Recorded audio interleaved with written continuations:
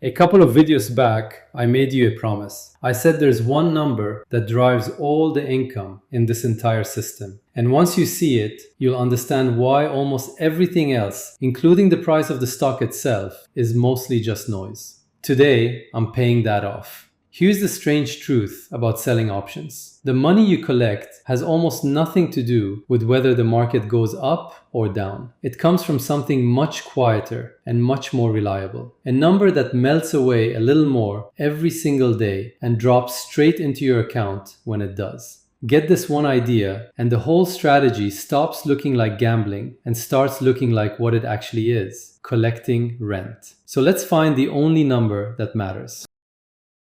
Quick note before we start. Everything in this video is educational only. It is not financial advice. Options involve substantial risk. Please talk to a licensed professional before you make any investment decisions. Let me connect this to what you already know. By now, you've seen the two-engine machine. Engine 1 is your leap, a deep in-the-money call, a year or more out, that behaves almost like owning the stock. That's the boat. Engine 2 is the short call you sell against it, week after week. That's your rent. In the last few videos, we talked about the boat, protecting it, reading the market, following the rules. Today, we go inside Engine 2. Because when you sell that short call and money lands in your account, where does that money actually come from? It's not magic and it's not luck. It's one specific number, and we're going to take it apart right now. Here's the first thing almost nobody explains clearly. The price of any option is really two prices stitched together. Two completely different things wearing one price tag. The first piece is called intrinsic value. That's the real, tangible part. The part that's already in the money. Picture SPY, the S&P 500 fund, trading at $700, and you're looking at a call with a 690 strike. That option is $10 in the money. That $10 is intrinsic value. It's not a guess about the future. It's just the gap between today's price and the strike, sitting right there. Quick test, and really, pause the video and try it. With SPY still at 700, what's the intrinsic value of a 750 call? Take a second. It's zero. The stock is trading below the strike, so the option isn't in the money at all. There's nothing tangible inside it. Which means, if a buyer is paying anything for that 750 call, every single cent of it is the second piece. And that second piece is the interesting one, the one that pays you.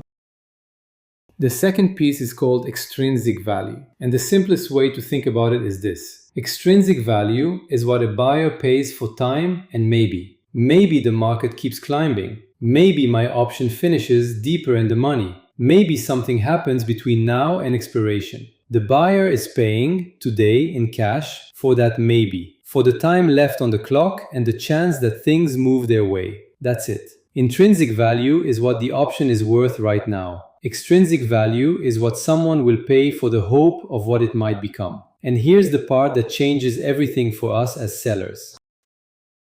Extrinsic value has one guaranteed destiny. By the moment the option expires, it is worth exactly zero. Every single time. No exceptions.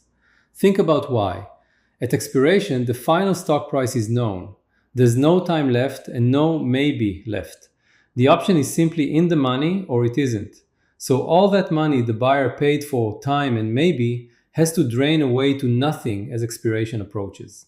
That slow, steady drain has a name. Traders call it theta, but you can just call it time decay. A little bit of that extrinsic value evaporates every day the clock ticks. So here's the whole video in one sentence. Whether you sell a call or sell a put, you are selling extrinsic value. And as it decays towards zero, that decay flows into your account and finances your income. That is the only number that matters. If that still feels abstract, here's the picture that makes it click. When you sell that short call, you are the insurance company. The buyer pays you a premium, just like a homeowner pays for insurance, for the chance to profit if the stock jumps. But here's the key. Every day that passes, the time value they paid for quietly erodes. And that erosion lands in your pocket, day by day, no matter which way the stock drifts. Just like an insurer keeping the premiums it collects, you keep that value as it melts away. That's not a trick and it's not a loophole. It's the same business model insurers have run profitably for 300 years. Get paid to carry uncertainty and let the probabilities do the rest. As an option seller, so do you, day by day. Now back to that first piece, intrinsic value. Here's where most people get tangled up. Intrinsic value moves with the stock price. SPY goes up, intrinsic value goes up. SPY goes down, intrinsic value goes down. It feels dramatic. It's the number that makes your account swing green and red day to day. But for an income seller, that movement is noise. Intrinsic value isn't your paycheck. It's just a placeholder for where the stock happens to be sitting at the moment. It comes, it goes, and over the mid to long term, it nets out, or hopefully grows. Your job is to manage it, not to chase it. What you actually get to keep, the extrinsic decay, is what finances your paycheck. That's the signal. Everything else is the noise around it. When you truly internalize that, the daily ups and downs stop running your blood pressure. One more place people get confused, and it's an important one. Your leap, the boat, is also mostly intrinsic value because it's deep in the money. So when the market rises and your boat gains value, it is tempting to call that income. It isn't. That's your foundation growing. It's the boat getting bigger, not rent coming in. You don't spend the boat, you spend the rent. Keep these two jobs separate in your head. The boat's job is to be a stable, capital-efficient stand-in for owning the stock. The rent's job, the short calls job, is to throw off the extrinsic premium that finances your paycheck week after week. Confuse the two and you'll either spend your foundation or panic when it dips. Keep them separate and the whole machine stays calm. Now, let me correct something you might be assuming, because this is exactly where our retirement model is different and better. You might think your income is simply whatever premium you happen to collect that week. One week it's big, the next week it's small, depending on the market. But that is not income you can live on. That's a paycheck that jumps around, and no retiree can budget on a number that bounces. So here's what we actually do. Your income is a fixed paycheck. A set draw of about 1/8% of the SPY price every single week. At SPY around 700, that's roughly $88 a week per contract, like clockwork. The premium you collect doesn't go straight into your pocket. It finances that paycheck.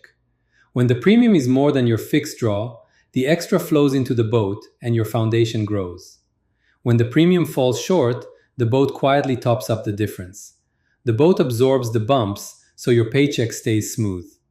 Extrinsic decay is still the source of every dollar, but you draw it as a steady, predictable wage, not a lottery ticket. So why does this matter, especially for a retiree who wants steady cash flow? Because time decay is not even, it speeds up dramatically as expiration gets close, and we want to camp out where it's fastest. A lot of people picture time decay as a smooth, straight slope.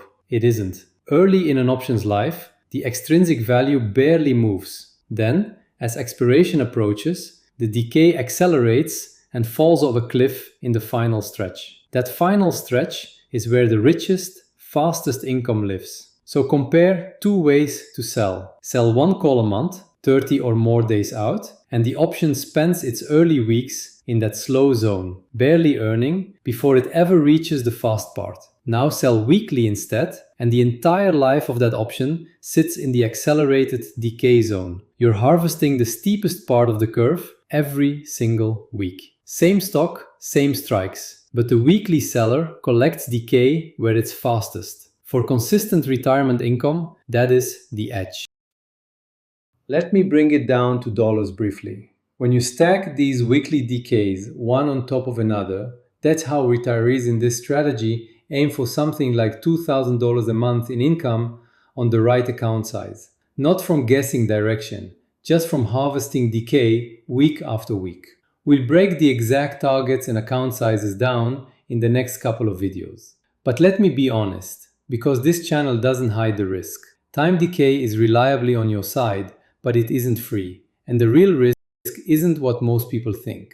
If the stock simply rallies and your short call goes in the money, that's not a loss. Your leap at around 80 delta appreciates right alongside it. you've only capped that week's upside. The genuine danger is a whipsaw, a sharp move that reverses hard and catches your adjustment on the wrong side. That's exactly why this system manages the position with rules, the regimes, the strike choices, the stop, so a whipsaw can't take you out. The decay finances the income. The rules keep you around to collect it.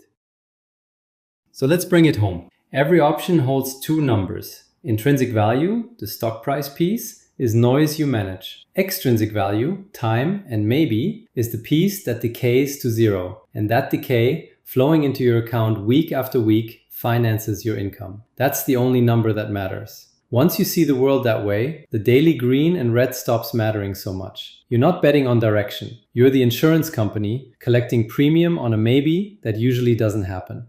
Next video, I want to go deeper on the boat itself. Back in video 1, I showed you the headline. Buying 100 shares of SPY today ties up around $70,000, while a deep in the money leap gives you almost the same exposure for a fraction of that. Next time, we go under the hood on why that works. How a single option can stand in for 100 shares, what that delta number really means, and what smart retirees do with all the capital it frees up. It's the efficiency engine behind everything we've built so far. Hit subscribe, hit the bell, and I'll see you in the next one.